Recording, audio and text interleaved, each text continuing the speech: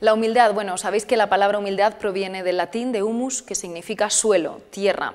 Las personas humildes son las personas que tienen los pies más firmemente asentados en el suelo. ¿Esto qué quiere decir? Que son conscientes de sus imperfecciones y se hacen cargo de ellas. Es decir, no valdría tampoco de nada el ser consciente de las imperfecciones que tengo si luego no las resuelvo. Es decir, me hago cargo de ellas, intento perfeccionarlas. Pero mientras lo hago o a la vez que lo hago, me doy cuenta de que a mi alrededor existen personas tan o más válidas que yo sobre las que apoyarme. La humildad es algo así como un hilo que tira de nosotros y nos tiene siempre amarrados al suelo y evita que nos endiosemos. ¿Qué es lo contrario de la humildad? El orgullo y la prepotencia, que lo que hacen es proyectar quizá la caricatura más ridícula de nosotros mismos y genera alrededor pues, desconcierto, caos, desorden, manipulación, todas las palabras negativas que queramos añadirle. Existen muchos entornos empresariales donde la prepotencia y el orgullo están a la orden del día. Si además a esto le añadimos culturas corporativas basadas en el miedo, basadas en la sospecha, se nos puede dar la paradoja de tener empleados, de tener gente que trabaja para la organización, que no está para nada de acuerdo con ese estilo de liderazgo, con ese estilo de mando tan nocivo, pero en lugar de comentar, de decir, de poder aportar sugerencias o criterios constructivos, pues se dedican a afirmar pues todo lo que tiene un sistema que para ellos no tiene nada bueno y se dedican a practicar la denominada cultura de la queja entre amigos. Esto al final lo que genera son entornos contaminantes que para nada no hacen ningún favor al desarrollo profesional y al desarrollo personal. El antídoto frente al orgullo y frente a la prepotencia se llama la humildad.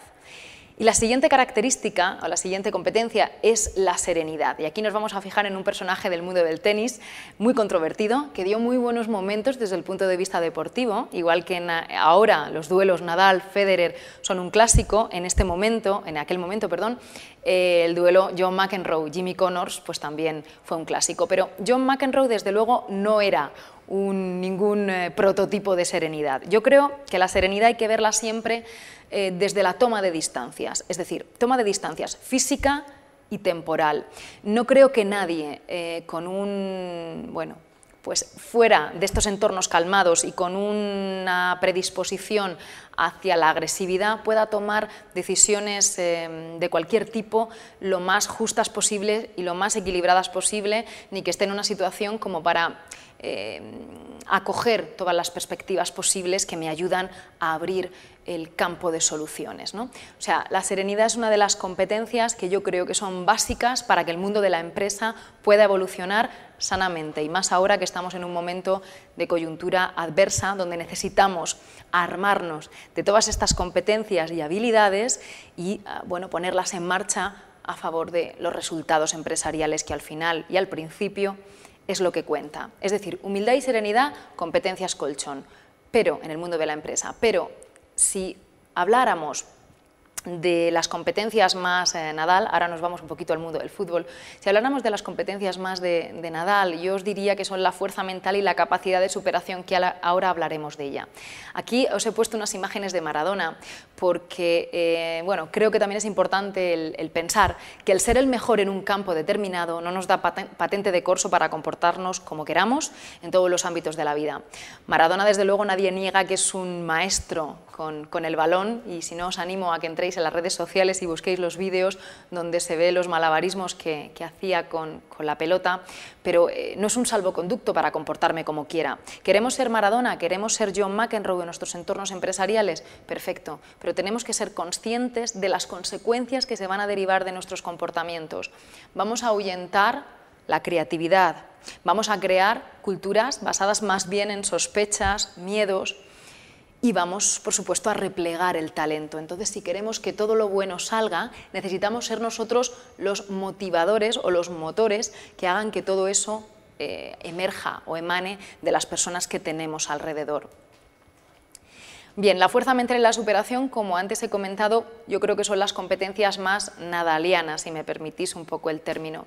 De hecho, la fuerza mental fue lo primero que llamó la atención de la prensa deportiva cuando Nadal comenzó a jugar en el circuito tenístico importante, en el circuito tenístico internacional, y Novak Djokovic, el tenista serbio, dice que Nadal es la única persona capaz de mantener el mismo nivel de concentración del principio al final del partido. ¿Qué es la fuerza mental? Es estar aquí y ahora presente en la tarea. Si os dais cuenta, siempre vamos a estar en el presente, pero a veces vivimos demasiado del pasado o añoramos el pasado y estamos obsesionados con el futuro. Bien, hay que pensar que para que las cosas se materialicen o lleguen a darse en el futuro, lo que hagamos en el presente es absolutamente fundamental. ¿Qué le pasa a un deportista como Rafa Nadal? Pues que ha entrenado la capacidad mental, la fuerza mental desde edades muy tempranas, y eso le hace estar absolutamente concentrado con una disciplina férrea y tener el foco puesto en lo que está haciendo en ese momento. Cuando él está jugando un torneo de máster previo a Roland Garros, no está pensando en Roland Garros, está pensando en el partido que está jugando en ese momento. Eso es muy importante. A los deportistas de élite también lo que les pasa, como nos pasa a las personas, es que tenemos dos tipos de presiones que puede hacer que esa fuerza mental flaquee en algún momento. Son las presiones internas y las presiones externas. Por presiones internas, pues aquí englobamos todos esos miedos, esos fantasmas, esa falta de confianza que en algún momento puede aflorar, bueno, por una acumulación de fracasos momentánea que podamos tener en un momento determinado. Y por presión externa podemos pensar o podemos meter en este saco pues, presión de medios de comunicación, público en contra, por ejemplo, presión del entorno, de bueno, pues, agentes, patrocinadores, etcétera, y bueno, pues todo aquello que proviene de fuera de nosotros. Antes he hecho un guiño al fútbol y lo voy a volver a hacer ahora. Vosotros sabéis lo que llega a escuchar un futbolista cuando tira un córner. Es tal la cantidad de improperios y bueno, pues las expresiones fuera de tono, que si no se abstrae de eso es imposible que llegue a realizar la tarea que le ha sido encomendada en ese momento, que es tirar el córner. Pues nosotros debemos y tenemos que entrenar esa capacidad mental para estar haciendo en el momento lo que tenemos que hacer. Si estamos en un proyecto determinado, estamos ahí y tenemos que poner todas nuestras habilidades y toda nuestra acción en favor de ese proyecto. ¿Y la superación qué es? Pues es no autoimponernos límites de antemano. En el momento en el que yo me impongo límites, estoy frenando mi crecimiento. O sea, me estoy limitando, me estoy encorsetando de una manera clara. Rafa Nadal no se los pone. El otro día, bueno, pues en una conferencia física me preguntaba una de las personas qué más podía aprender Rafa Nadal. Bueno, pues si pensamos que todos hemos llegado a un tope de aprendizaje, la verdad es que bueno, pues la respuesta que obtenemos es pues un poquito frustrante, ¿no? Siempre se puede evolucionar y siempre se puede aprender aunque hagamos lo mismo, ¿no? En el caso de Rafa Nadal, pues él nos tiene acostumbrados a declaraciones tipo tengo que seguir avanzando y tengo que seguir aprendiendo a ser cada vez mejor tenista. No está obsesionado con los resultados, sino con su juego, porque sabe que del perfeccionamiento del juego vendrán luego esos resultados satisfactorios y esos resultados de éxito. Con respecto a la evolución y a la superación, me gustaría comentaros cómo funcionan los círculos de crecimiento. Existen dos zonas claramente delimitadas, que son la zona de confort, que es esa zona de comodidad donde englobamos todas aquellas actividades que realizamos de manera rutinaria. Es donde tenemos todas las variables controladas, es donde nos sentimos seguros, donde nos sentimos cómodos. Es nuestro sofá, ¿no? Por decirlo de alguna manera. Los individuos que están en zona de confort no saben de lo que son capaces, porque siempre están haciendo lo mismo y no llegan a crecer más allá de lo previsto. ¿Dónde está el crecimiento y la evolución? En la zona siguiente, que es la zona de crecimiento. Ahí es donde está la exploración, donde está la aventura, donde están los retos, donde están las cosas nuevas. ¿Qué es mejor o peor? ¿Estar en una zona o en otra? No, no es mejor ni peor. Cada uno debería estar y debe estar en la zona que le corresponde, acorde a sus propias características, a sus sueños y a sus metas en la vida. Si dirigís equipos, uno de los consejos que os daría es que le preguntéis o que averigüéis en qué zona quiere estar la gente. Si yo tengo gente aventurera, gente conquistadora, gente que quiere salir con barcos, es decir, gente en zona de crecimiento, en zona de confort, estoy creando frustrados. Frustrados que se me pueden volver en contra vía dos actitudes o dos estilos de comunicación antagónicos pero igualmente peligrosos, agresividad o pasividad. Y al contrario, tengo que tener también gente en zona de confort. No todo el mundo tiene que estar creando ni generando nuevas cosas, también tiene que haber gente que gestione el día a día. Lo primero que os tenéis que preguntar es ¿dónde estáis vosotros? ¿Dónde queréis estar vosotros? Y si realmente el entorno para el que trabajáis os lo proporciona y lo favorece. Y lo siguiente, una vez que vosotros lo tengáis claro, es preguntarle al equipo. Con respecto a esto, hay una anécdota muy curiosa, que es la anécdota del tenista español Fernando Verdasco. Él nunca había pasado el fantasma de las semifinales, siempre se había quedado en semifinales en cualquier torneo que había jugado, es decir, su zona de confort era esa.